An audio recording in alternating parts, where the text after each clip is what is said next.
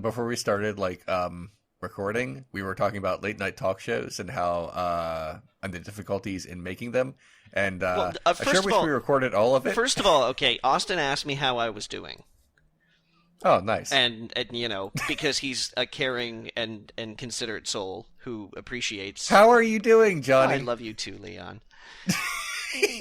And he was like, how are you doing? And I'm gonna be nebulous about my response because I haven't been having a very good week, which is really tantamount what I said to him exactly.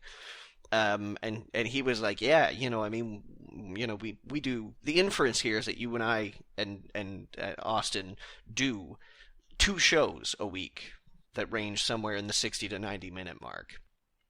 And he was like, how do people, who do nightly talk shows, how do they do them? And we talked about, how it probably, I was like, it probably helps that they don't have to show up at work until noon because I hate mornings. I think mornings should be considered war crimes. And Leon's like, yeah, and there's teams of writers, and there's researchers, and people who watch the news and write jokes about the news, and Leon says, if I had to watch one comedian come up with 15 minutes of material every single night, that would get bad real quick. You guys know, I was just about to say, you guys know that I used to be a stage actor. And right. The truth of the matter is that you have to do that on stage. When you do a show run, like a play run, God forbid you get a contract for months at a time on Broadway. Like everybody's talking about Hamilton right now, and yeah. Lin-Manuel Miranda only just very recently, within the last couple months, gave up the lead role. And he had probably been doing that every night, probably, some days a week, a couple times a day. And I used to do that, not for extended runs or anything like that, but I've been in shows that ran for a month, and we would run 6 days a week, sometimes twice a day for matinees and things like that. And yeah, sometimes you walk in and you feel like crap. I know a guy who broke his ankle in the middle of a performance of a door slammer that was written in the 1960s, and he finished the show. Did he literally slam the door on his ankle? If I recall correctly, he slammed the door, but the ankle was broken on a carpet. Oh, okay. Sorry, I know that sounds horrible. I really wanted to know. But no, right in the middle of the show, he took what was an incredible pratfall. Mm-hmm. Although I guess not a pratfall considering what happened. He took an incredible fall. Oh. And broke his ankle in the middle of the show and finished it. He did 50 more minutes of this show. Shit. Because sometimes it just sometimes it's just your job. And I guess sometimes people just kind of love their jobs. Mm-hmm. And it's sort of difficult, unless you're Jeremy Piven, to be nah, I don't want to do this anymore, and leave. That reminds me, there's all these old stories about back in the 60s and 70s of football players, before we knew how any of that shit worked, who would break a limb and just tape it back on and just go out there. Because it was such a macho culture that no one wanted to admit they were injured, and it was expected of you to give everything until you couldn't anymore. And now, of course, there's this entire epidemic of people whose lives have been ruined by playing football. But yeah, people whose brains have been repeatedly mushed. Yeah. So I don't know. I think there's definitely something cool about someone who's well, I got a job to do, I'm going to do it. But I think there's also a danger in maybe holding that up as something to aspire to, because it's okay to take care of yourself. It totally. I'm totally with you on that, Austin. I think that that work ethic particularly, and and macho culture too, because even at the kung fu school that I go to, a lot of the times people are oh, are you hurt? Walk it off. And it's no, you don't understand. I just landed on my ankle, like badly. Walking is literally the worst thing for me right now. Mm-hmm. I have to sit down. When my brother blew out his knee, I think he was at football practice, and like the coach was like, "Whatever, just get back in line and start running sprints or whatever." And he was like, "No, I literally can't." And I don't remember the exact exchange, but it was basically like, "Stop being such a pussy." Yeah. And it's like, oh, that was the coach who also I saw, because I was a couple years ahead of him. I saw him punch a kid in the face, just like straight up punch him. You only have kind of like one health. Like, congratulations on like losing that 10th finger. 9 makes you faster. It's just physics. Yeah, man. You just lost a little bit of mass. Congratulations. Now maybe you can outrun that wide receiver and like take him to the ground. I mean, you're not going to do it with a wedding ring, but enjoy. I can't wait for the singularity when we all have escaped our bodies and like all of this stuff is meaningless. I was thinking about this earlier because we were talking about property conveyance in law school, and there's this idea Smooth segue, son. Yeah, it's a good segue about how the law is set up in such a way as that people can't give property for like a certain amount of years, because then like there's like limits to it, because otherwise like old rich dudes from thousands of years ago would still technically own everything. Right. And I was thinking like, okay, so we set limits on it, but like what if we like escape mortality? Like we're gonna have to change all of these rules once you just live forever. And of course that's just because I'm a fucking psycho and I can't focus. Either that or you just flip the property. You just go, well, I've been here for 400 years, so would you like to buy it? And then, buy some other 400-year-old dude's property. Be like, nice switch. I haven't been to Martha's Vineyard in 2 centuries. Everything's about turning into pure energy for Austin. It really it really is. Or capitalism. Which I think contrasts pleasantly to mine, which is about, I'm all about everybody turning into one giant writhing kind of meat. I'm gonna go with meat ocean. Early contender for the title. What is a meat ocean? Whatever it is, Austin, let me tell you, in an ideal world, it writhes. Is it like a fuck lasagna? I don't think so. I think it's a little more mixed in than a fuck lasagna. Okay. It's more like a fuck frittata, or like a fuck quiche. The problem with a meat ocean is that if the ocean is a hamburger, then you can walk on it. But if the ocean is like a series of sausages, then you're going to slip in at some point. And then you're stuck in the meat ocean. This has become a very experimental podcast. All right. Envision this, all right? Envision like a shepherd's pie, okay? I only kind of know what that is, but okay. Really? I don't think I've ever eaten one. I think I know what's in it. It's meat, right? Well, I mean, there is meat in it, yeah. Okay. Yeah, but All it's like it's sort of like a traditionally, I believe it's lamb, but I mean, I've eaten lamb. I've eaten lamb. I've just not eaten it in pie form. But go ahead. Well, no, but that's the thing, is that the shepherd's pie is not really a pie, or else they would call it a pie. Okay.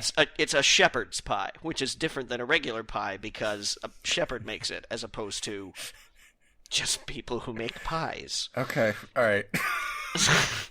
Fine. And then there's like mashed potatoes on top. So there's there's no crust.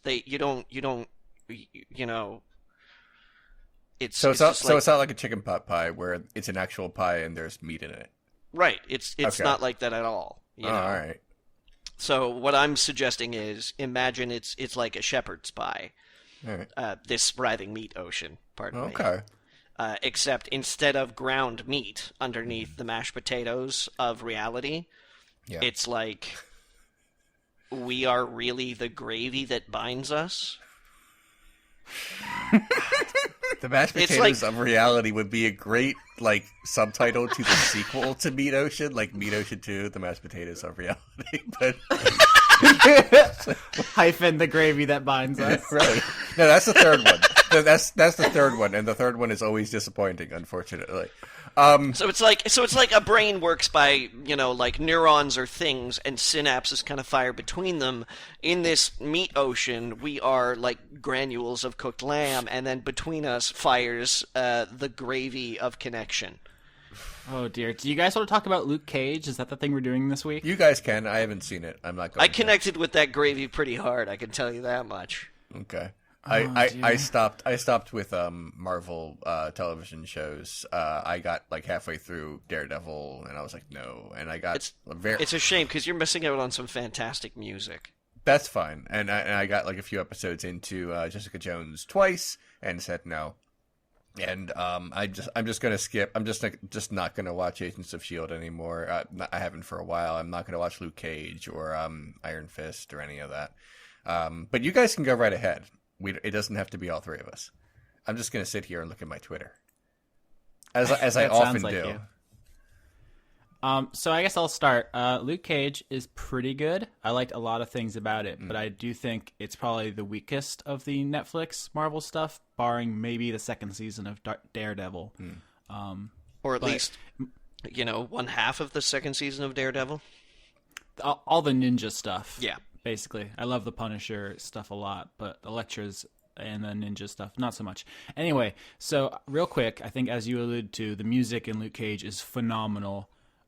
It's a really eclectic mix of like rap and hip hop. Not only blues. phenomenal, but it's amazing actually how important music is to like the presence of the series, and not just in what music they've chosen to put in, but the actual presence of music.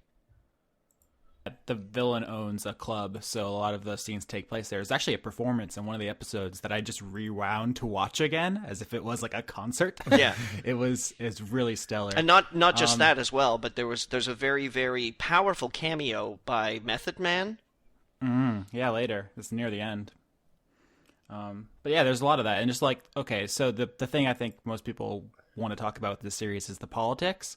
It's a very inherently political thing because it's about a bulletproof black man in a time of police violence. Okay. So like there's no way to get around that. I wonder how many conversations they had internally about maybe backing off on this whole thing, because I bet there were some people who were incredibly uncomfortable and worried about releasing this. But regardless, I think it's a pretty cool thing they did. They don't shy away from it, but they also don't go as hard as maybe I would have liked. Like, they definitely touch on a lot of important stuff, but I feel, especially with the police militarization, like they come so close to saying something. Have you finished it, Johnny? Yeah, I got through it all, and I totally agree with you, where it's like, they seemed really comfortable touching on, like black culture of violence against itself, but then are just sort of like, yeah, around episode 8, maybe we should have a scene where like a cop rolls by a group of like young black kids in slow motion. And then like you can almost picture the whole writer's room going, I mean, this entire conversation needs an asterisk because we're the 3 whitest humans alive. Yeah. But yeah, very unqualified. For me, I really wish they had gone to as far as they could get away with. Maybe they did. Maybe they literally couldn't get away with anything more. I think they let the police off pretty easy, considering I agree with you there in certain aspects, but at the same time, I feel like it let them get their foot in the door. I mean, because there's going to be a lot of people who maybe sit down to watch it because they've been big fans of Marvel stuff, and then, it's stupid. It's a stupid thing because people, like the whole joke is, and it's barely even a joke, is that when, angry black people take to the streets and start screaming about them getting killed, it's like, oh, why can't you protest a little more civilly? And then Colin Kaepernick kneels down at an NFL game and they're like, no, not like that. So there's racism is such a tricky thing to talk about, particularly when you are 3 of the whitest guys talking only to each other on the internet. Yeah. But I really do believe that there are a lot of people out there who don't think that they're racist because it's just kind of written into them. And I'm not washing myself clean of this accusation, because I'm sure there's a whole lot of things that I haven't even noticed about myself. Self-examination is not really something the human race is particularly lauded for, particularly because we're like the only people who actually congratulate ourselves on anything. Very seldom is anybody like, hey, that emotional realization that you made last week about, always kind of like outsourcing your need for attention as opposed to actually paying attention to what it is that you need. That was just bang on, man. So I do feel like there's a lot of people out there who have, racist inclinations, racist thoughts, without necessarily even being conscious of them. And if Luke Cage came out of the gate swinging, as a piece of entertainment, it would have come up against resistance. And looking at some of the reactions around the internet today, even still, if we agree that it played it a little safe, even still, it's coming up against resistance. Yeah. I mean, there's no way it doesn't, right? Anytime you put a person of color or a woman in entertainment, you're going to get assholes. But I guess it's just kind of my selfish desire to see certain things represented in art. If everything could be fixed right now. Yeah. So I don't want to linger on that stuff too much because I don't want to give it away. But I do want to call out a couple things in particular. One is I think they pulled a classic Spider-Man 3 boner when it came to the villains. Guys, you only need the one. Like, Daredevil is so fucking tight because Fisk is the whole season and it's amazing. And same thing with the Purple Man in Jessica Jones. Just phenomenal. But if you throw in 3 or 4 dudes, like, none of them get enough time and it's a bad scene. And it's hard to talk about without spoilers, obviously, because I think some of them are supposed to be surprises, so I don't want to get into it.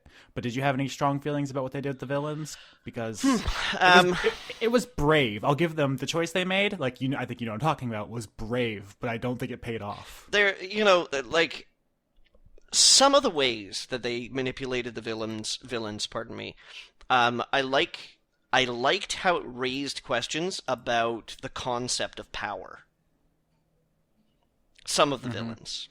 I'm thinking of it's a couple, pretty traditional, a couple gangster. in particular. Yeah. I liked that, but yeah, there was a kind of a late introduction there. Yeah, I think the series is going to be kind of notorious for a couple choices it makes near the end. Yeah, it seemed like there were a few. I don't want to say contrived because they weren't really contrived. Like, they were kind of set up in many ways. Mm-hmm. Maybe if I was more familiar with the source material, then I would understand better. I suppose there's that. I'm not as familiar with Luke Cage as I am, some of Marvel's more like red letter frontliners. But yeah, it did seem like a lot of the conflict was kind of delivered in steps. Mm-hmm. Where it was like, okay, so we beat the first bad guy. Oh, but there's another bad guy behind them. Okay, well, we gotta beat this bad guy. Oh, but there's another bad guy behind them. And, like it...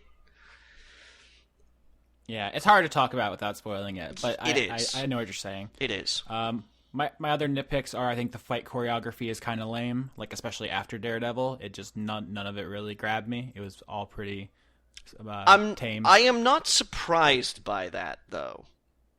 Yeah. I mean, it's, like, Daredevil kind of, like, as a character is set up as being this super sense ninja. Like, he can tell where you are, anywhere, everywhere, around him at all times. But Luke Cage is a guy. He punched good. Who's, like, really dense. And I don't mean, like... Yeah, I gotcha. I think it's just the case. I like the direction of those scenes and the choreography. Like you can adapt that to different styles. Like that's the challenge of the scene. Mm-hmm. And then, it would have been, like, I suppose you could have thrown, like, some boxing stuff in there, I guess. But then... There's a lot of different choices they could have made. I suppose, but... It didn't seem like it betrayed the character. However, your assessment that it didn't necessarily live up to what you consider from Daredevil. I'm like, yeah, I mean, that's true, but did Jessica Jones? No, but I also think Jessica Jones did better with what they had with her skill set or whatever. It's kind of a granular issue. We could go into it more, but I don't want to leave Leon out of the loop too much. I suppose the villain in Jessica Jones particularly gives itself to not... it gives itself to that avoidance of those kind of fights, or, falling short of those kind of fights. But before we continue, I just want to ask: Do you think I was right because I mentioned some time ago, I was like, oh my god, I can see what Netflix and Marvel are doing. They're doing old, like, pastiche genres. Yeah, ninja flick, noir, and then blaxploitation. Yeah, to a large extent, I see what you're saying. I think they also tried to, like, subvert some of those expectations. It's like they're all subverted. Like the whole mob story that we got in Daredevil season 1. We learned to sympathize with the Kingpin quite a lot, as opposed to just being like, oh, this is the bad guy. Ooh, he's so bad. Ooh, but he's a bad guy. Ooh, bad. So bad. And in Jessica Jones 2, we got this, like, noir, detective story, essentially. But they kind of flipped it on its head with this, like, the traditional, like, ooh, I'm a character with a damaged past, not being an asshole guy who, like, lost his fiancée because he drank too much or some shit like that, but, somebody a woman who actually had terrible fucking things happen to her that she was incapable of controlling, that damaged her almost irreparably, And, like, Luke Cage begins similarly, where it's like, he's a man respected in the community, and the ladies love him. But then they drop that on its head about, like, I think 4 or 5 episodes in, like, around the mid-season. It just kind of goes upside down. Yeah. I don't want to say too much more because there's some good stuff in there that I don't want to spoil, but I would say decent. It's not it's a qualified recommendation as opposed to, like, Jessica Jones or Daredevil 1, where I would say, like, go watch it. It was pretty cathartic. I'll say that. Because there are elements of Daredevil and elements of Jessica Jones that are really, really complicated writing-wise in terms of, who these people are, why they're doing what they're doing. Luke Cage was pretty cathartic because, having already been introduced to him in Jessica Jones, we're familiar with the character. We're familiar with the fact that he's a good person. That he's trying to take care of himself, and that he's a good guy. And then kind of seeing him, I don't know, pony up and just start to own fools. Yeah, the Wu-Tang scene is probably one of the best. Oh man, like, it's in the Marvel canon. It's a pretty good guy story. Yeah. Leon, are you sitting on any topics over there, or? Nothing amazing. I do have a Baltimore story, and I haven't had one in a really long time. And it's not because, like, things aren't happening. It's just because the same things keep happening. Like, no one needs to know, like, the, 65th time, I see the very elderly prostitute in my neighborhood and just feel really sad every time I see her and I wonder if she's been doing this since she was young and she just got in and, it's just been her thing for so long. Or if she had, like, a normal life and in, like, the past 5 years, she was like, well, the Social Security checks aren't coming. Because that's sad, not funny, and I don't know where to put that in my heart. So I haven't really talked much about Baltimore. Are you still having trouble with your trash? No, actually, I got my trash situation tight. So I'm good. I'm good there. Tight trash is important. It is. Definitely don't want loose trash. Anyway, no, basically I have a story. I don't know if it's super interesting. Last night, this isn't serious. I had to drive a friend of mine to the hospital around midnight. She's fine. I just, she just dropped me off, and sure.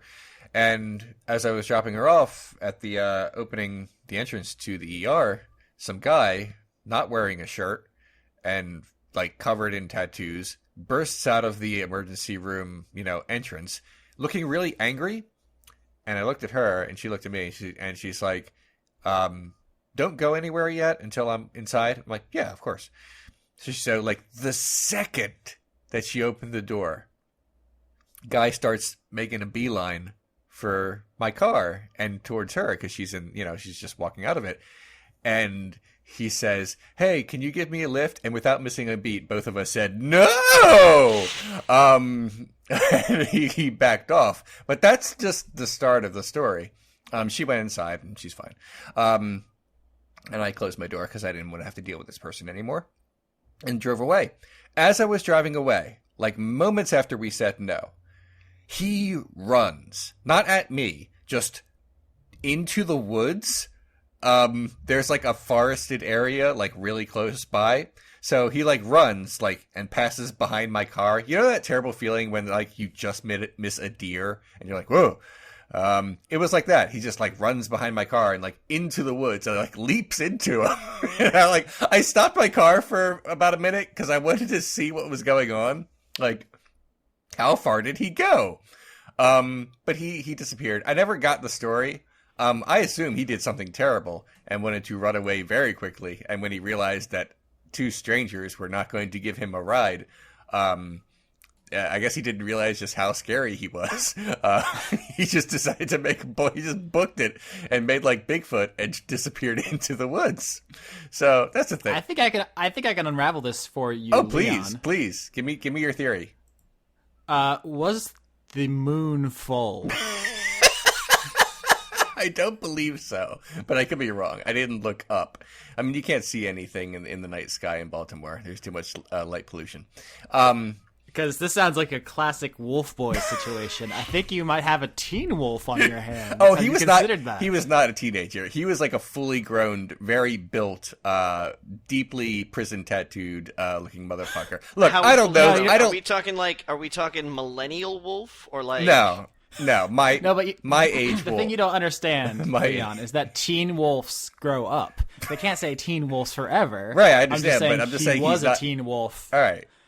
He slam jammed. Okay, that's and fine. Then he grew up. I'm just saying he's not presently a teen wolf.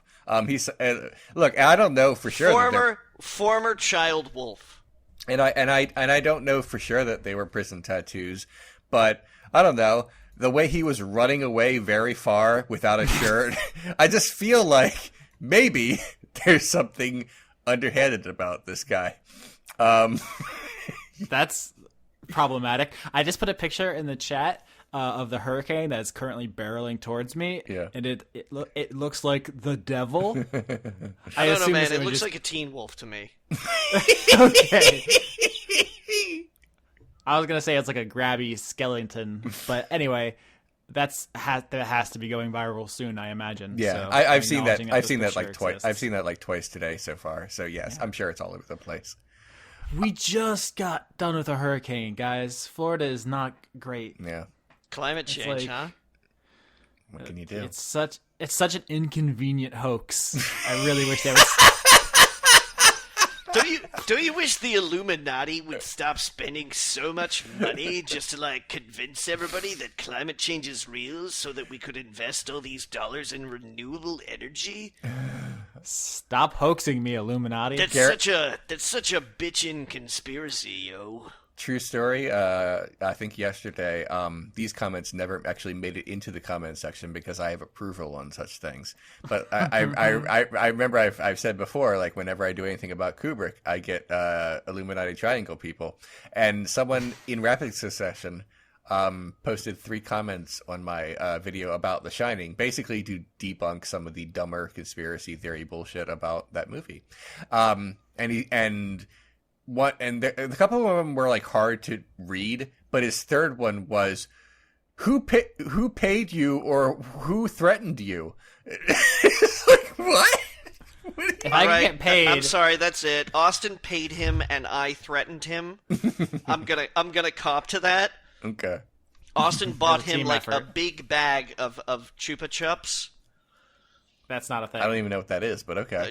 You guys don't know what Chupa Chups are?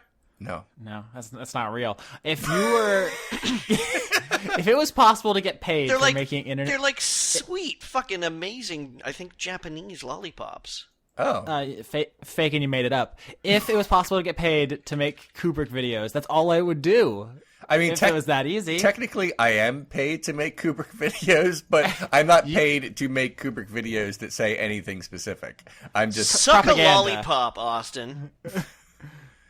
I mean, these are really nice doctored pictures, but I don't know why you went to all the effort to make me think that Chupa Chups are a thing. I'm clicking on it right now because I'm curious. I used to live like down the street from a store that sold like exclusively Asian candy, and that was cool and not good for me, but it was cool that it existed. Yeah. Oh, I know what those are. Okay. Yeah. Yeah.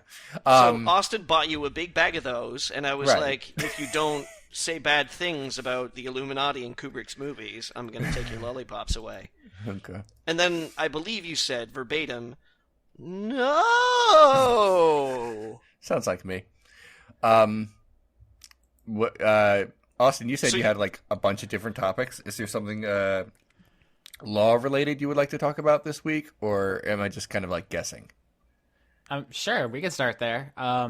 So I had a class recently which raised an issue I think you guys might think is fun. Okay. Do you guys remember the classic Spider-Man storyline in which, then this is not a spoiler, it's very old. Where he's a wrestler and he goes toe-to-toe with Macho Man Randy Savage? Because yes, Bonesaw that's a classic is ready? storyline. No, when Gwen Stacy fell off a thing and then he tried to save her but killed her. Yeah, right. I mean... He didn't kill her, but he was definitely participatory in her demise. Are we going to now argue like the legality of that? Which I'm fine with, by the way. Yeah, culpability here? Yeah.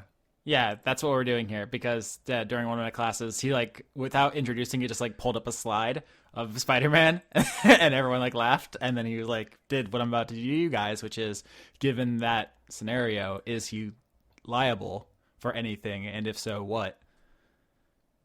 Okay, so what scenario exactly are we talking about, and how classic? Are we going to go with, like, the Amazing Spider-Man 2 interpretation, or are we going to go with, like, the classic one, which was like, hey, Spider-Man, ooh, there's a bus, or I'm going to throw your girlfriend off this bridge?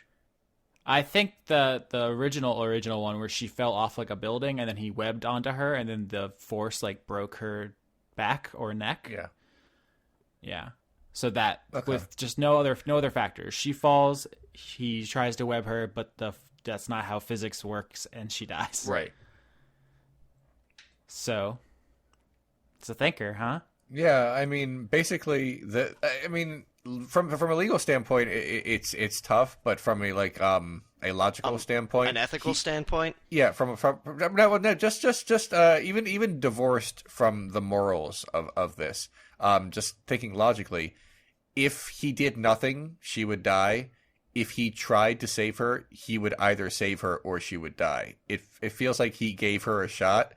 But again, that's using like my mind, but not using like what the law would say and what the heart says. But as I understand it, my knowledge of classic Spider-Man lore says that it was the Green Goblin who was responsible for tossing her off this high object, which I still, like, I can't get it out of my head that it was a bridge, but okay, fine, maybe it was a building or something.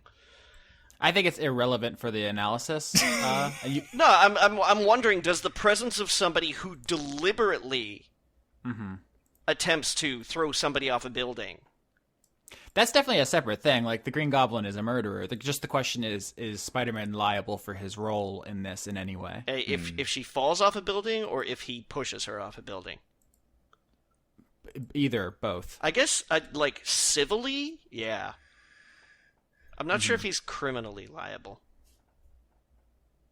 That's a good distinction, because I guess the answer, like the quote-unquote right answer, is that it depends on the state, because there are something called Good Samaritan laws, which I actually learned about from Seinfeld, I believe, back in the day, which is like, if that law exists, then you do have to help someone if it's within your power. Yeah, I learned all my criminal law from 90s sitcoms from Mad About You, so... Yeah. But in a state with a Good Samaritan law, it is illegal not to try to help. That's like the double-edged sword, where in states without those laws, you're not obligated to help at all, like ever, basically. But if you do try, you do take on responsibilities to act in ways that aren't harmful, like unreasonably harmful to the person you're trying to save. So I think the legal analysis here would be, if he was in a Good Samaritan state, he would be fine because he tried, and the statute would protect him. Right. If not, him trying to save her would put duties on her, and using web to try to stop a falling woman is not reasonable. It's not something that I don't know. I guess that depends what your legal like. Can you dig up some case history for Spider-Manning? Well, the thing is, shooting webs is not commonplace, but under the circumstances, couldn't you make the legal argument that it is the only reasonable option at that point? Because he's not Mr. Fantastic, so he can't stretch, and so his only option is to try with web. He's not Wolverine, so he can't like dive under her and then like cushion the blow and then heal. I still don't know that's how physics works. Yeah, that definitely would not work, because objects fall at a certain speed, and also even if he could do that, like if suddenly Wolverine could fly, I feel like the impact on adamantium would kill her. But bear with me here, okay, is that things don't immediately fall at terminal velocity right away, and there are ways to speed up your descent. I don't feel like Wolverine could do that in that limited amount of time, is what I'm trying to say. He's a very broad man, not very aerodynamic. No, there's a lot of hair on there. Yeah. Also, I feel like Wolverine is very short, so the target would be extremely small. But again, would definitely shatter her into a billion pieces, and he should know that. See, I would say Wolverine, it would be more culpable if he tried to cushion her blow with his back. Right, on account of the inflexible metal bones. Right, he should know that. Whereas Spider-Man is like, okay, I have like half a second to think about this. Can I do this right? No, I guess I can't. Well, his reflexes are that good though, so in half a second, Spider-Man can probably be like, to web or not to web? That's the question. Couldn't you do the idiot defense and say, I had, like a millisecond to react, and I couldn't possibly have thought this through? Again, I think that you're falling to states' laws here, Leon. First of all, I don't know if the idiot defense is the technical term. I know. I'm just talking about, you know what I'm saying. But I mean, you asked Leon if you could make the argument that webs are reasonable. You can always make the argument. That's the whole like ball game. They're reasonable for Spider-Man. Well, that's where I'm trying to go with this. Is that you would think that they would take into account stuff like superhuman abilities or whatever if they were applicable. Obviously, if superheroes are real, we might have a different situation. I was going to say, weirdly, I don't think there's many superhero precedents in Florida law. Exactly. So you're not held to the reasonable standard of a Spider-Man. The reasonable standard is objective across all people, basically. So far. There are rare exceptions for like people with like mental handicaps and stuff, but or guys that only have like half of one testicle. Okay, if it was a testicle based like a rescue attempt, then maybe. Don't worry, I'm writing a script. But so I guess the answer to this is it depends, but also it's kind of shocking to think that you could, if given the super ability to save people, you're not like, you don't have to, and if you do, you might actually get in trouble. But, I mean, you know, in all fairness here, if I were to put on a red and blue leotard and start swinging around my city, I'm sure I would be in legal trouble way before I got to that point. Yeah, it's just vigilantism. Wow, you know, I'm sure this has been addressed, but like, hey, the legality I didn't say anything about superheroes. I did not say anything about fighting crime, Austin. I just said putting on a red and blue leotard and like Spider-Man swinging around my city. I think, like, even if I didn't interfere in anything, if I was just like, whee! Yeah, like that's a public safety hazard, like in general. There would most likely be some kind of court injunction to be like, that dude's nuts. Yeah. Well, the legality of you know, what, like, say Batman does, I feel like it's pretty clear it's not legal. That's never like whenever people bring up things like that about the legality of virtually all superheroes, the real answer is it's not. It's more of a moral issue, although some, you know, stories try to circumvent that.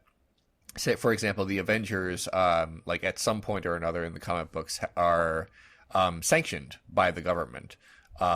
Indeed, in the cinematic universe as well. Yeah, in the cinematic universe as well. And there's S.H.I.E.L.D. There's a bunch of like ways to make that. That's why, like, Spider-Man was not in the Avengers for a very, very, very long time, and that's why J. Jonah Jameson could say like, "Oh, he's obviously a menace," Hitler mustache, and all that stuff.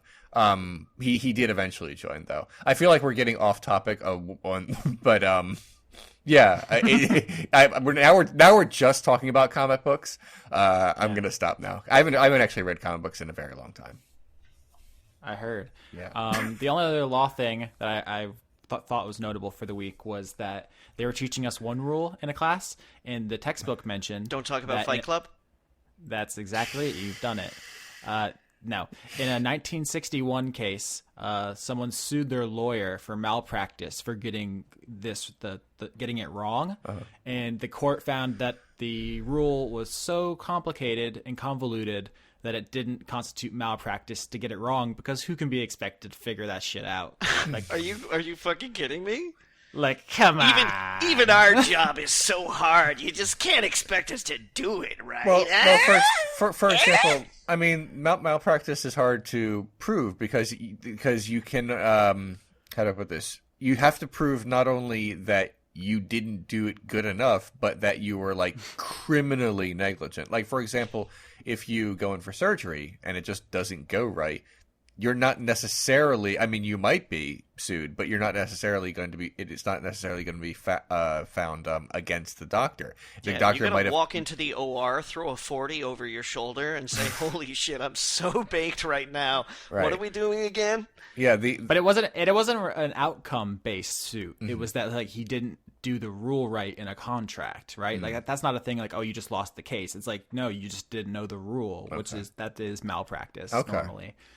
So I just thought it was funny. We're only a month in, and they're like, no, you're gonna try, but you're not gonna successfully learn this. Like, do your best, asshole. Okay. So, in other words, the lesson they just taught you this week was act like you know what you're talking about. Mm-hmm. I think the actual rule was do your best, but if you're not sure, like, ask someone who knows. Like, find someone who actually has the right answer rather than just take a shot in the dark. That's a good rule in life in general. Just free ball it is what I hear from you. Is just like make it look good. Yeah, I mean, I want to know how you view the world, Johnny, because I feel like you take just totally different things from everything. It's a pretty unique worldview you have. You guys want to hear something fucked up? This is there's no segue. This is separate. Sure. Do you want to hear something fucked up? Yep. I just okay. I'm gonna say all this, and I want you all to know that it's none of this is mean spirited. I'm just relaying a story to you. No judgment on anything, any part of this. Just walk with me. Walk with me. Okay. Apparently, my brother has been going around and telling people like in our social group, or I guess like maybe one removed, just like how friend groups do. Okay. And like when conversation is like, oh, we should go out, we should go drinking or whatever. Is Austin gonna go? And my brother, instead of just saying like, no, Austin doesn't drink, he says, you know, he has Asperger's, right? What? My brother's been telling people I have Asperger's. Oh. Do you? No. Okay. I mean, not that it would like bother me any other way. Well, that's why I prefaced this, because there's nothing wrong with that. It's not a failing. It's just a condition. One of my best friends has Asperger's, and that's not like one of those like, hey, some of my best friends have. I mean, literally, like one of my best friends is some of my best black friends have Asperger's. Some of my best black gay friends have Asperger's.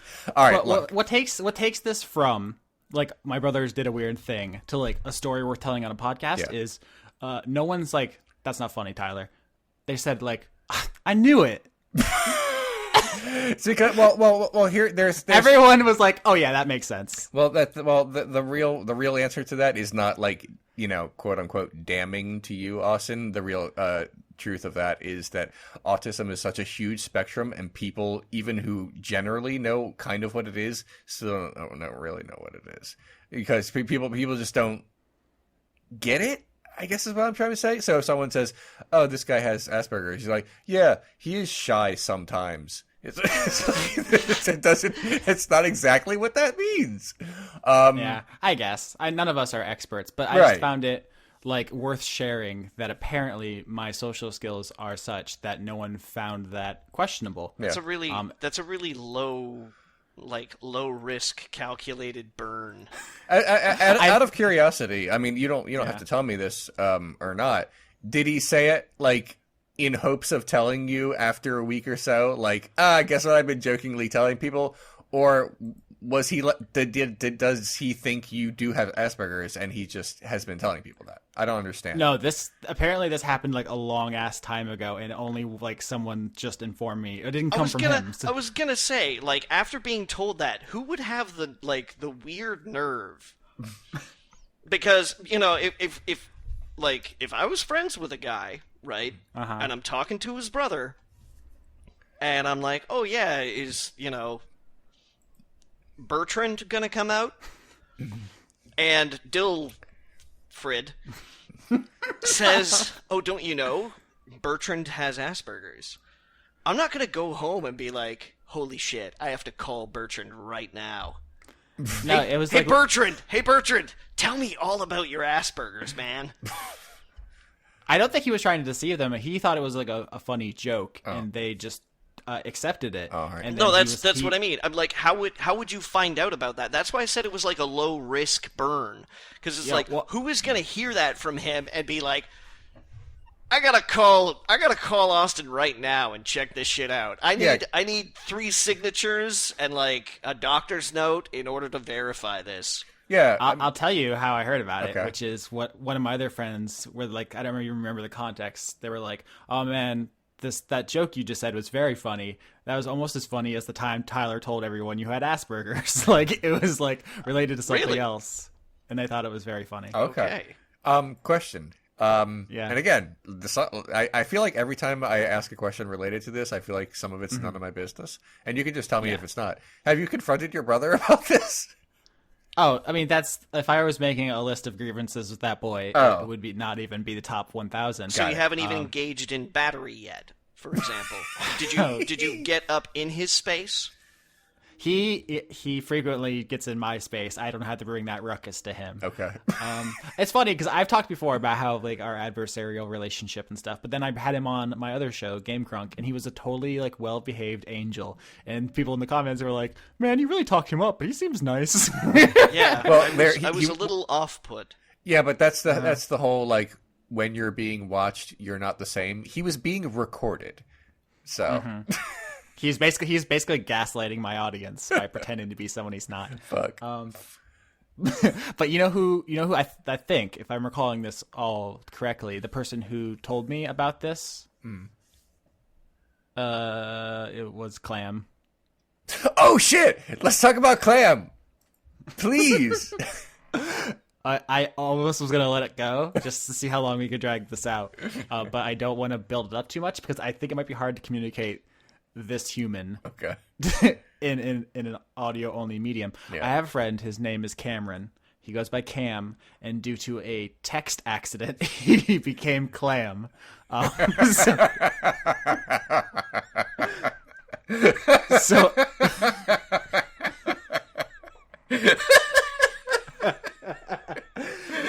It warms my heart that Leon thinks that's that funny. Leon has such a beautiful sense of humor. You just never know when you're gonna hit that funny bone. I'm smiling like a jerk right now, like a total, just like an absolutely clueless moron. And it's not because I thought that was a tremendously funny joke, but just because of Leon's reaction. Yeah. Well, that's the thing. It wasn't a joke. It's like literally just what happened. Right. It's not like anyone orchestrated it. It was just like a typo that took on a life of its own. But that's not even the joke. Okay. The joke is that this person is a human cartoon. He like stepped like straight out of Who Framed Roger Rabbit. Oh. This guy, like, you think I'm exaggerating, but I'm like, he has catchphrases in real life. Oh God! Please tell me all of them. Okay, so I'm not gonna be able to do them justice, but like his most classic one is when anyone does something like notable, even just like impressive or funny or like a pretty good insult. He starts vibrating. Is that the right word? Convulsing. He like full body shakes and slides out of his chair while like whispering, "My body." You mean like it was so good that like his soul left his body, or... Yeah, exactly. Okay. And he does this. You think, okay, it's a catchphrase. He does it like once an episode. No, my friends. This is like every couple minutes. His body is constantly being racked by spasms. Oh my God! Maybe he's covering for an actual medical condition, but no. Also, he says dank memes a lot. I think that's where I picked it up, honestly. Nice. Like when he leaves a room, he doesn't say like, "Oh, I'll see you guys later," or like, "I'm gonna go home and study." He just says dank memes and walks out the door. Like that's like the weirdest thing is that should become a dank meme, but like oh my. I got home from school today. He doesn't live in my house, by the way. Okay. He's like our Kramer. Okay. Like, I don't know if he has a key or if he just checks the lock every once in a while. Anyway, he's like constantly here. I came home from school today. I opened the front door. He was standing in the middle of my living room all alone, just dancing. Was it no good? music? Was he any good? It was amazing. Awesome. It was brilliant. What? And Crumping? Did he pop and lock? I have no idea what it was called, but he just danced while staring at me. Was fronting? Wait, what was it a bit? Like he was hoping you would walk into the door and see him dancing to no music and laugh? Or did he just happen to be dancing and you're there, so he's like, I might as well meet his gaze? Yeah, I'm 100% certain he was just happened to be dancing when I walked in. Because that's just the kind of person he is. Apparently, the other night he went drinking with my brother, and he kept telling my brother, "Oh, you have to listen to this album by this artist. It's really good. It's really good." And then the next morning, he was like, "Hey, Cam, what was that album again?" He's like, "What are you talking about?" He's like, "You were telling me about this music." And he's like, "I don't know what you're talking about." And apparently they looked into it, and Cam had never heard of the artist he was recommending. Like it's a real thing, but he he was possessed by some music spirit, some music recommending spirit, because he was very insistent on one night that everyone had to check this guy out, and the next day he had never heard of them. It sounds like a bit to me, but okay. I have known this guy for like years at this point. There's no way he's been able to maintain it without it cracking, right? Like that's just at a certain point. Even if it was a bit, like he's become the mask. Like there's just no way. Like we play D&D together, and his whole thing is this is actually a very Leon approach. Okay. Is put 90% of the effort into like the name and gimmick. Yes, of the character. That's the fun part. Like he made a character whose name was Rochambeau Jangles.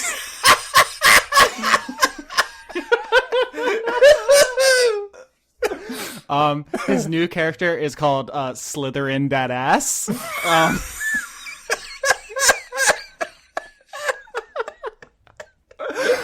Shit. Bob Marlin was one. Oh God. He just goes to like a very he also does the Leon thing of like, I'm not just gonna have a funny name, but I'm going to be something that no DM should allow, but Austin will, because he's Austin. So he played a ghost once who couldn't carry anything, couldn't have money, couldn't interact with the physical world. He spent the entire time just hitting on NPCs. Basically just floating through houses being like, "Sup, baby? Can I roll for persuasion?" Like he is a lot, and did he actually manage to seduce and persuade any NPC? Yeah, he got a girlfriend, and then one of our other characters lured her away and murdered her. Because that's the guy who played Father Carlos. That's fair, but what I'm trying to ask here is he never got to like hit that, did he? Her dying words, as devised by me, the DM, were, "Damn, never got that ghost dick." So if you were wondering what kind of game we play. Super high drama. Yeah. That touched me right here. Yeah, it was... what was the other character he made? Canadia Jackson, the halfling. That's just... Listen, guys. I'm glad that you're laughing, because that means at least some of this is worthwhile, but it's only a fraction. It's only a fraction of that clan. Well, I'm just give confused. Just give us updates from time to time. You don't have to like blow the load now. We've actually been like trying to figure out ways to monetize him. So we first came up with an idea of like to maybe put cameras around and see if we can catch some of his antics, like candid camera or something. But then I was thinking like that might be illegal to film him without his knowledge. Right. So we're thinking maybe like stream him, like have like a Twitch chat, like come look at Clam. Mm-hmm. But he'd have to hold still, like in front of a camera for that, and he just won't because his body. Oh man. You could just you could just make like a Vine account and like just get him in like small increments. Mm-hmm. I was thinking that, or like one of those Twitter accounts that gets turned into a show. Yeah. Like shit my dad says, or something British problems. Because anyway, they all did real well. No, not at all. So I'm gonna stop talking. I've been talking for a while now. Someone else take these reins from me. Bear my burden. Oh, I'm completely done. The only interesting thing that happened to me this week, besides, my normal making my episodes and, working and stuff, is that apparently the new Voltron season is happening before the end of the year, which I was not expecting. I thought I was going to have to wait a year after I watched the season finale. But nope. The first season was in June, and the second season is in December. So I'm very excited about that. And that's all I have to say about it. There you go. The benefit of getting there late. Yeah, I guess. That's... I thought, okay, it comes out in June, so next season will be June. But no, they just... I don't know. They got it. So good for them.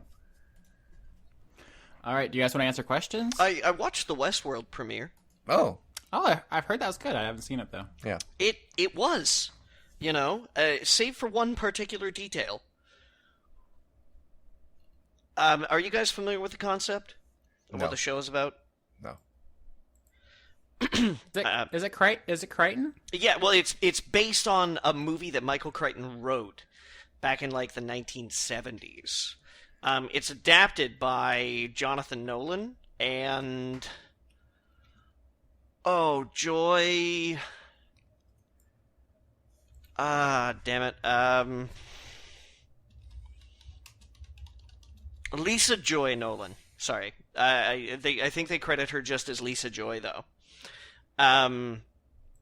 Yeah, so it's based on a movie back in, like, when it was filmed in, like, 1974, I think it was, or something like that Michael Crichton actually wrote and directed. And it's like, it takes place deep in the future, about basically an amusement park that essentially is like the Wild West. Okay? So, but the thing is that they've designed this like Wild West. They have these, like, what they call narrative cycles, which I'm not sure how long they last. They're being a little cagey about it these days. But it's like over a day or two or something like that, where they have a whole bunch of what they call hosts, which are created characters. In the classical work, they're sort of like robots, but in the updated one, they're more like replicants from Blade Runner, where you see them like being 3D printed and stuff like that, like actual muscle fibers and things, and they have directives, like Isaac Asimov's I, Robot books, which are like, okay, you're not allowed to harm the hosts, or you're not allowed to harm the guests, the newcomers, or whatever they call them, because they're living things. You're not allowed to harm living things and things like that. And it's like people come to this world and apparently pay exorbitant amounts of money. I don't know if it's a world or if it's like just an amusement park or something like that, to live out fantasies where it's like you can come to town and be like, I'm going to sign up with the law, and like I'm going to hunt down the outlaw that's out in the hills, or you can go to the brothel and engage in whatever lurid fantasies you have, or become one of the bad guys and rob the town and things like that, and it set itself up for some really great payoffs, I think, but I was a little bothered, like, within the first 5 minutes, that one of the characters drags a woman off to a barn in what is a very heavily implied rape scene. Oh. I mean, they don't go for Game of Thrones, where it's like direct violence against the woman and things like that, but it just, like, right off the bat, it's like, And, like, it's funny because as a show, too, there's this, like, weird extra level for people who play video games. I kind of feel like I noticed, where there's this, like,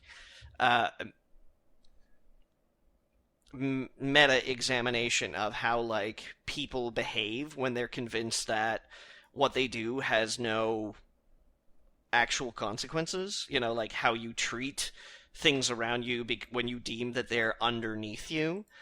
And I mean, these, like the hosts, as they call them, aren't autonomous individuals. They just kind of like follow their programming, and every day they kind of wake up and do the same thing over again and have just enough programming to, like, skirt around if a quote-unquote sort of plot line doesn't go their way.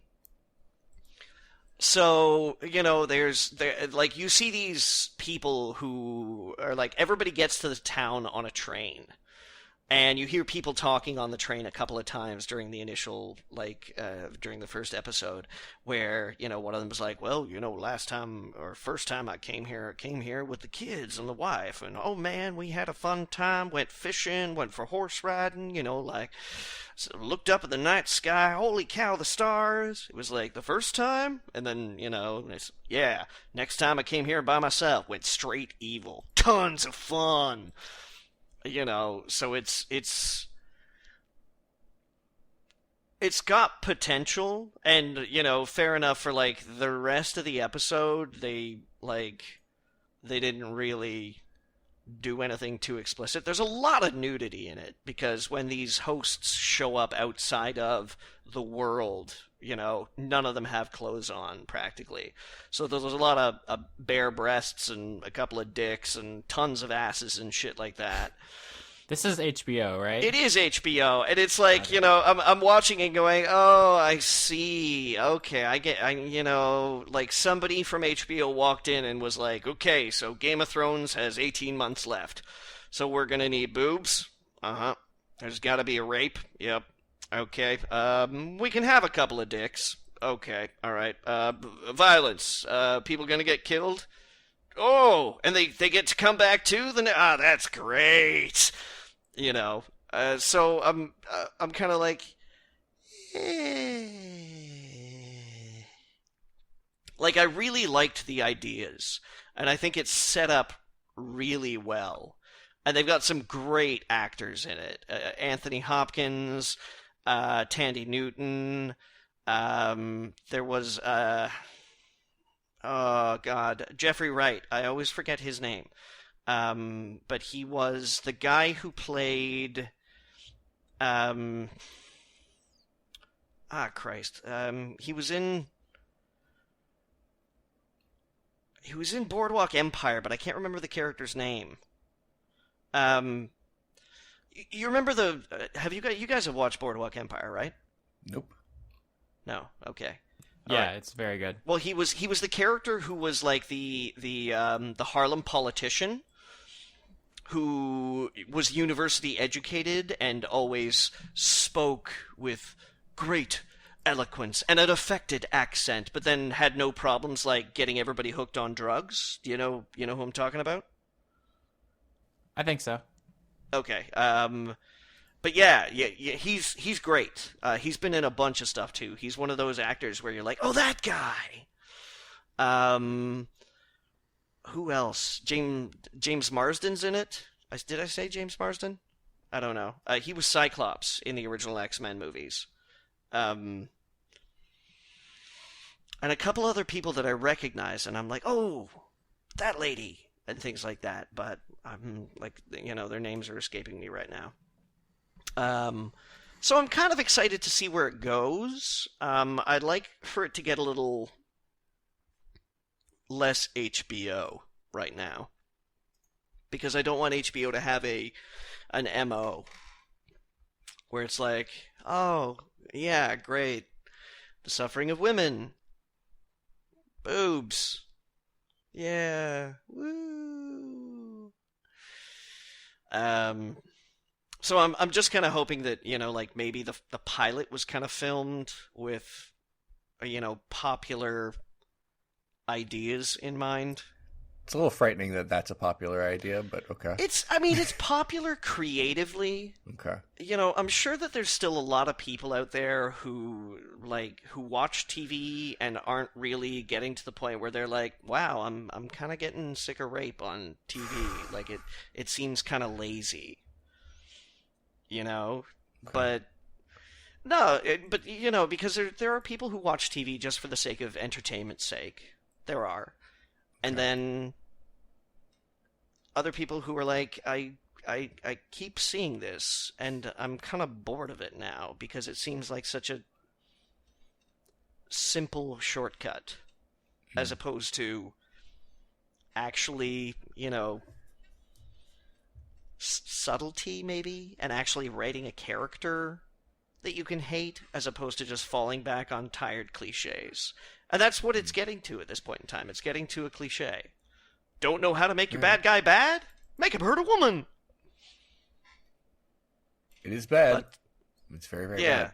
It is, but, like... Yeah, Who will step up to defend this opposite point? Do we have any advocates? No. For that devil. My issue isn't just that it's lazy, which it definitely is. It's just like it just presses a very gross button with me that I just don't want to see it. And now knowing that about the show, I'm even less inclined to watch it than I was before. Whereas... I'm not suggesting that that it's not only lazy, like it's tasteless. Right. It's absolutely utterly tasteless. So I'm not saying, but it bothers me that a lot of it's unnecessary because it is lazy and tasteless. Okay. Because it's not shocking anymore. Congratulations, ooh, you can write about bad stuff. Tons of people have.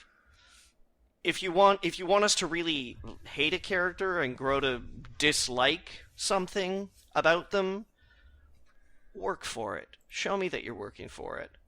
Show me that you're not just going to be like, well, I guess we have to set a tone. I'm looking at the questions now, and I can't find one that is a tonal segue. It's fine. We don't have to.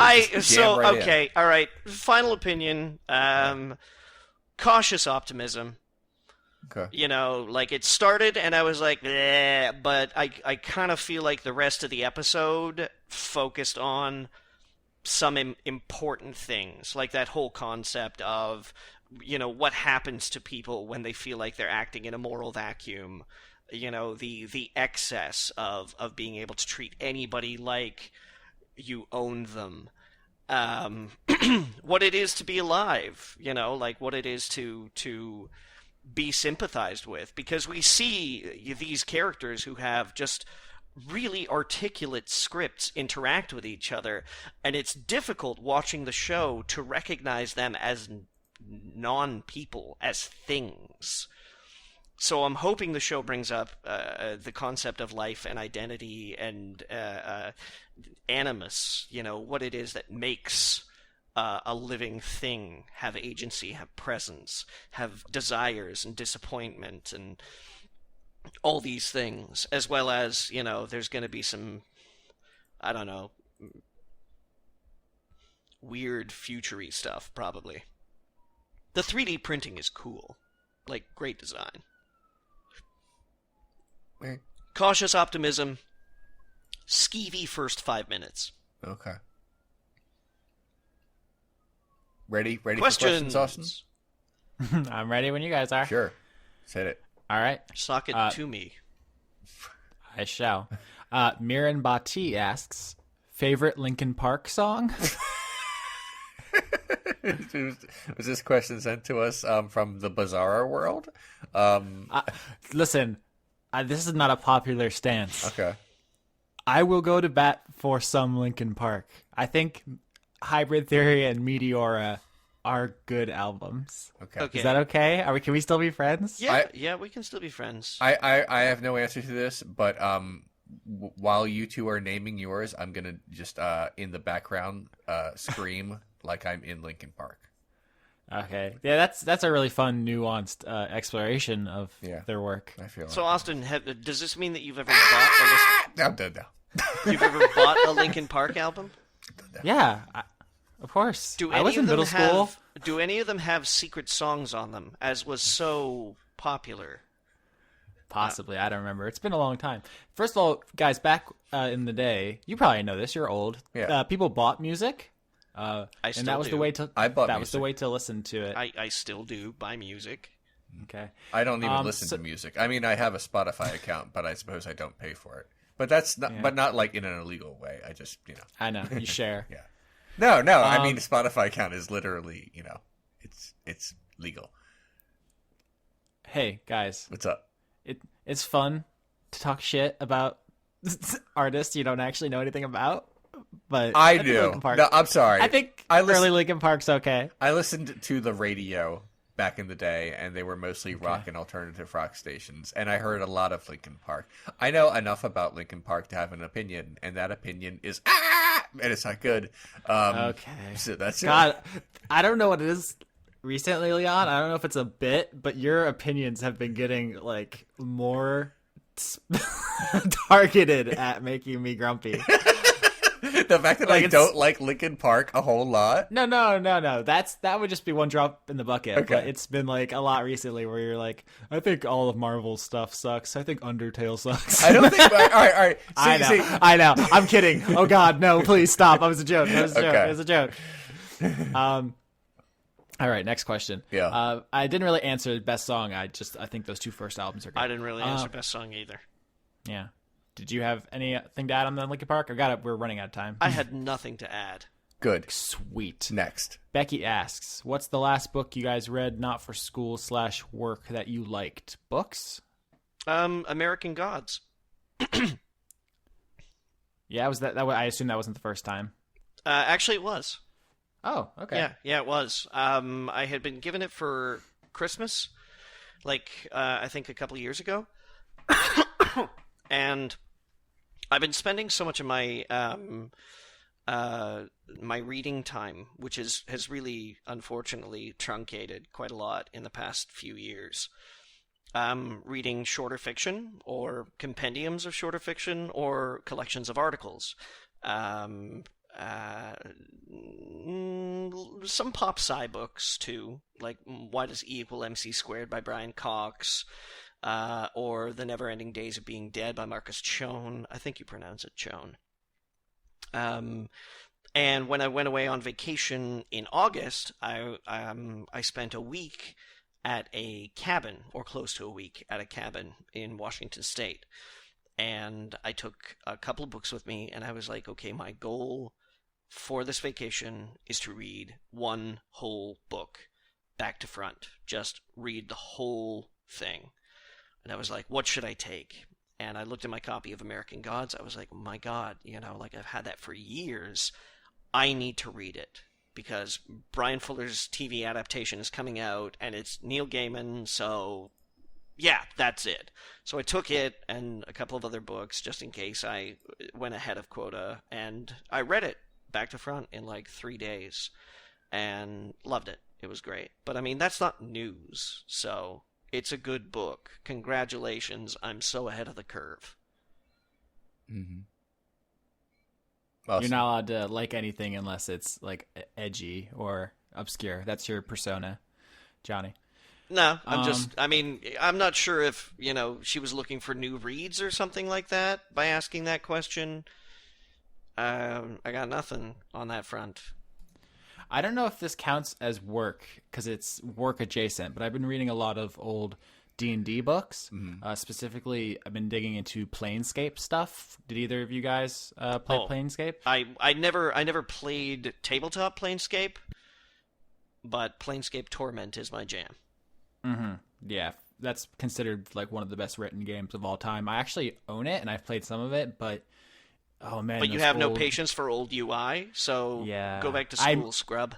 Yeah, I modded it so that like it was readable, but it's still quite a chore for me to. It's obviously very charming, but it's gonna be an uphill climb to actually finish that game. But the point is, Planescape is a D&D setting. I wish I had time to just explain all about it because I think it's super interesting. It's the thing I would write if it didn't already exist. Like it's all about like religion and ideology and like belief and all these kinds of like interesting highbrow pretentious questions really, but also with like cartoon violence because that's what D&D is. Okay. But I've been reading old books, and there's like just one's entirely dedicated to like, here are the pantheons of these various like made up stuff. Here's what they believe. Here's like their culture. It's just like all bunch of that kind of like fluff that you don't actually have to use in the game. It's just kind of like for DMs to kind of pull from.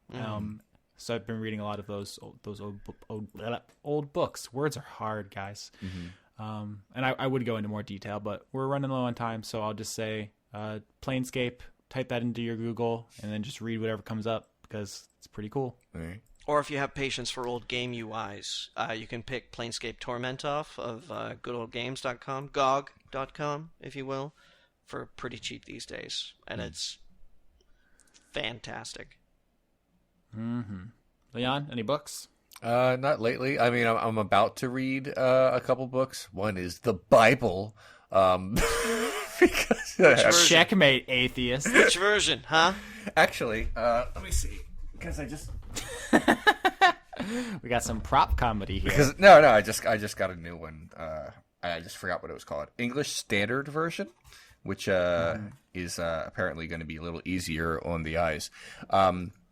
Usually that's like modern English, isn't it? Yeah. The usually what I use an online one, but I wanted to I lost my old Bible somehow. I don't know how. But now I have a new one.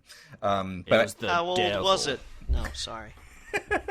No, but my next episode is The Passion of the Christ, and I want to reread the Gospels before I finish the episode because I mean, obviously I already noticed some discrepancies, but I want to refamiliarize myself like in a more thorough way. So I'll be reading that soon. I'm also going to be reading the Gender Knot soon. But in terms of things I'm reading right now, just a couple things that I'm about to, so I can't really speak to them.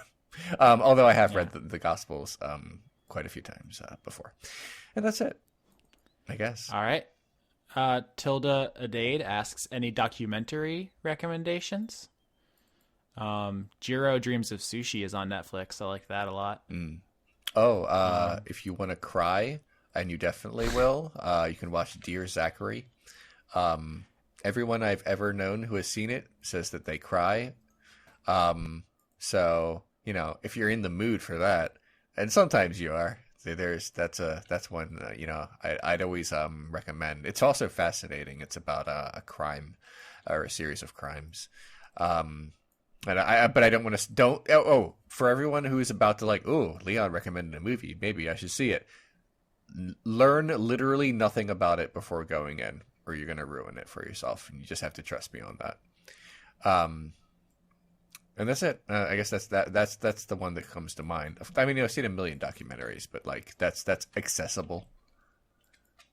I did watch Ken Burns' Prohibition fairly recently. Okay. I had started to watch it some time ago, and then I got distracted by something. I can't remember what. Was it drinking? Ironically. No.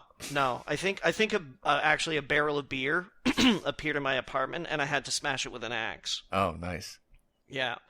But it was, I mean, it's a long documentary. It's one of Ken Burns's 4-hour whatchamacallits. Pardon me. This charming slideshow series. But it was as thorough and edifying as any of it was. It talked about the role of drinking in American culture prior to Prohibition, and what it meant for young men growing up to be like, you're a man now, son.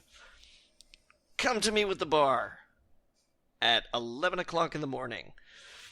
It was, and then again, because I started watching it not long after I finished watching Inland Empire, and it was certainly a little bit more even-handed than Inland Empire, so I like that. I want to say that I watched another one recently that I really liked too, except I didn't really like it. It kind of left me afraid. Jesus Camp, that was it. Oh, Jesus Camp. Okay. Yeah, I saw Jesus Camp recently, and I was sitting there on the Netflix rating screen, and I'm like,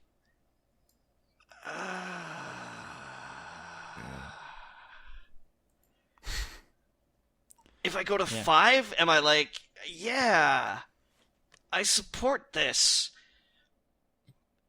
Or am I like, yeah,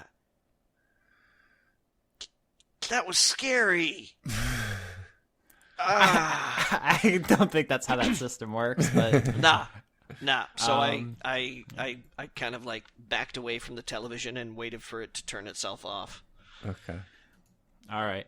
So you got to get out of here, Leon? I can stay for a few more minutes if you want to do another question. All right. Holcomb asks favorite superhero. Pruitt. This is another one where I'm going to embarrass myself as a fucking edgy teenage idiot. Yeah. I think my answer is Spawn. Okay. That's a bad answer. I'm a bad person. It's a bad thing that I like. Okay. When I was young and I started getting into comic books, I guess Barbara Gordon was my favorite. That was back when she was Oracle. She's not anymore, apparently. So I guess that would be my answer. Yeah, I guess that's it. When I was a teenager, full nerd coat, I used to really identify with Cyclops. Okay. Because you could only do the one thing? No, not just do the one thing. He always tried to do the right thing. He seemed like an uncomplicated character. Mm-hmm. He was it always seemed like he wanted to do the right thing, always wanted to be the good guy, Mm-hmm. As my life has gone on, I sort of feel like that's a little naive.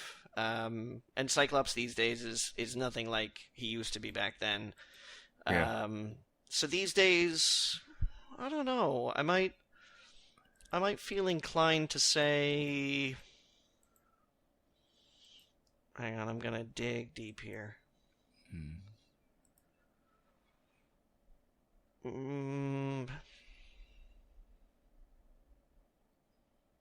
don't know. Rainn Wilson's character from Super. Nah, I got a lot of respect for Storm. Okay. Yeah, she's pretty cool. I got a lot of respect for Storm. Okay. But I don't know if she's my favorite superhero. She might be like, one most worthy of role model. Okay. So yeah, like a favorite. I don't know. Favorite just has like a lot of, like I'm not sure. Like most entertaining. Johnny, do you know what happens when a toad gets struck by lightning? You need to shut up right now. I'm just gonna keep asking questions until someone tells me to stop. Dr. Jade, our professor of questions, I probably messed that up. Jade O'Lantern on Twitter now because of Halloween asks if it were legal to walk around naked publicly, would you do it? No. And me, whether or not I'm naked in public has nothing to do with the law. I just don't want anyone to see me naked. Yeah, I think that's the idea. Yeah, would you take advantage of that? No, I definitely would not take advantage of that. I would. I like the very idea that anyone out there in the world has seen me naked, could think of that at any moment is not good to me. I don't like that at all. I like being not wearing a bunch of clothes because it's just easier, I guess. And it's hot. But not in public ever, or especially even like in front of a person. Oh gosh, you have earned my trust in a big way. If you've seen me naked with the lights on, gosh. I'm going to copy and paste my answer from Leon. Just can we all just ease up on the nudity a little bit? Like, you don't have to stop, but like, let's just pump the brake a little. Yeah, I mentioned I'm naked a lot, and now it's like a thing.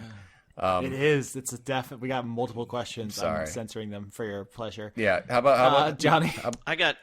Sorry, go ahead, Leon. No, go right ahead. I'm done talking about. I was just gonna say I have two seasonal concerns about it being more legal to be nude in public. Okay. Yeah. All right. The first seasonal concern, Canada. Yeah, I understand. The second seasonal concern is polycotton blends are actually much cheaper than sunscreen. Like, I'm white. I am so white. Sure are. I am so white. And not like in an attitude sense where I'm like, hey, what are you hip kids up to this weekend? Like, I'm reflective white. Can someone cut that audio of Johnny saying he's white like 6 times and then upload it on YouTube as like word funk in a nutshell or something? Just someone's gonna do it, right? Yeah, word funk in 5 seconds, and it's just that. And honestly, it makes way more sense fiscally to have pants and a shirt. I guess. I love where your priorities are at. Okay, all right. I really should be going. Anything you guys want to say right before we hit stop? Nephrim asks, favorite Halloween candy? Ooh. Pants and a shirt. That's. I guess. Wait, what? I really like Skittles. That's my favorite candy in general. So, I mean, you can have it for Halloween or not Halloween, but Skittles is always my favorite candy. Like, when there's a new flavor of Skittles, like, I'm very excited. Like, too much, in fact. So, yeah, I just go with Skittles as my favorite candy, whether I'm having it on Halloween or not. Just anything with caramel. Or how do you pronounce it? Caramel? Caramel? I don't know. I won't argue with you about it. How do you feel about salted caramel, Austin? It's beautiful. You see, what I'm trying to say is I'll eat the clothes off of you. Oh, God. Wow. Hurry, Leon. Shut down the podcast.